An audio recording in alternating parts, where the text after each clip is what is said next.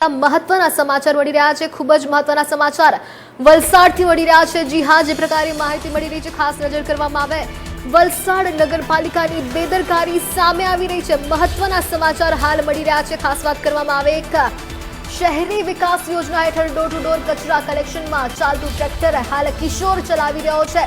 Licence વગર કિશોર ચલાવી રહ્યો છે શહેરમાં ટ્રેક્ટર। જે પ્રકારે ખાસ માહિતી મળી રહી છે, ખાસ્તા હાલતનું કિશોર ટ્રેક્ટર ચલાવી રહ્યો છે। કિશોર દ્વારા એક અકસ્માત સર્જવામાં આવી રહ્યો છે। ખાસ જે પ્રકારની માહિતી મળી રહી છે, વલસાડ નગરપાલિકા સામે ઘોર બેદરકારી સામે આવી રહી છે। ત્યારે સમગ્ર માહિતી આપવા બદલ અમારી સાથે અમારા સંવાદદાતા જોડાઈ ગયા છે સચિન કુલકર્ણી। સચિન, જે આપને અવાજ આવી રહ્યો છે?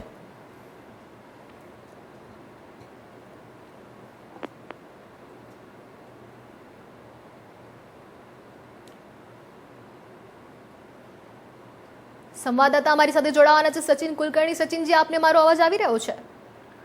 જી રૂચા, આ જે ઘટના છે વલસાડમાં બની છે, વલસાડમાં જે ડોર ટુ ડોર કચરો ઉઠાવવાનું કામગીરી છે એ પ્રાઇવેટ એજન્સીને સોંપવામાં આવી છે અને એ એજન્સીનું જે ટ્રેક્ટર છે એ કિશોર ચલાવતો હોવાનું સામે આવ્યું છે। તેને વલસાડના રામવાડી વિસ્તારમાં એક ઊભી બાઇકમાં ટ્રેક્ટર ઠોક્યું હતું અને ત્યારબાદ પબ્લિક જમા થયું, જેમાં સામે આવ્યું કે આ જે ટ્રેક્ટર ચલાવવામાં આવતું હતું એ કિશોર દ્વારા ચલાવવામાં આવતું હતું। જાણકારી એ પણ મળી રહી છે કે અગાઉ પણ આ કિશોરે અકસ્માત સર્જ્યો છે, જોકે હજુ સુધી આ બાબતે કોઈ પગલાં લેવાયા નથી અને જે તે એજન્સીને નોટિસ પણ આપવામાં આવી હતી આ બાબતે। પરંતુ આ એક ખૂબ ચોંકાવનારી વાત છે કે છેલ્લા લગભગ 6 માસથી આ ટ્રેક્ટર જે છે એ કિશોર ચલાવી રહ્યો છે અને તે પણ એક સરકારી જે સંસ્થા છે તેને કોન્ટ્રાક્ટર દ્વારા આ કૃત્ય આચરવામાં આવ્યું હોવાનું સ્પષ્ટપણે સામે આવી રહ્યું છે। એટલે કે હવે લોકોની પણ માંગ એ રહી છે કે જે રીતે પોલીસ, ટ્રાફિક પોલીસ જે રીતે લોકોને દંડે છે, વિધાઉટ લાયસન્સ વાળાને વાહનોને પકડે છે અથવા તો જે હેલ્મેટ નથી પહેરતા તેવા લોકોને પણ દંડે છે, તો પછી આ ઘટનામાં કેમ પોલીસે કોઈ કાર્યવાહી કરી નથી? આટલું મોટું ટ્રેક્ટર જ્યારે કિશોર ચલાવતો હોય તો એ ચોક્કસ વાત છે કે લોકોને પણ નજરે પડે અને પોલીસની આંખ તો વધુ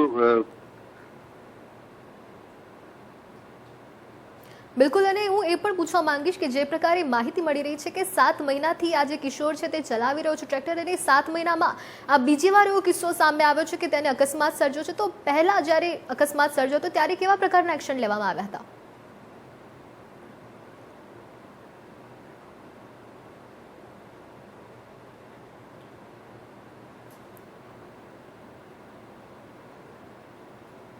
કદાચ કોઈ ટેકનિકલ એરરના કારણે સંવાદદાતાને અવાજ નથી પહોંચી રહ્યો। સચિનજીને હું ફરી એકવાર પ્રશ્ન પૂછવા માંગીશ કે જે પ્રકારે માહિતી મળી રહી છે કે 7 મહિનાથી આ કિશોર છે તે ટ્રેક્ટર ચલાવી રહ્યો છે, પહેલા પણ તેને અકસ્માત કર્યો હતો, આ બીજી વાર આવો બનાવ બન્યો છે। તો સચિનજી, હું આપને એ પૂછવા માંગીશ કે જ્યારે પહેલી વાર આવો અકસ્માત બન્યો હતો ત્યારે કેવા પ્રકારના પગલાં લેવાયા હતા? આપને કોઈ અત્યારે ઇન્ફોર્મેશન મળી રહી છે?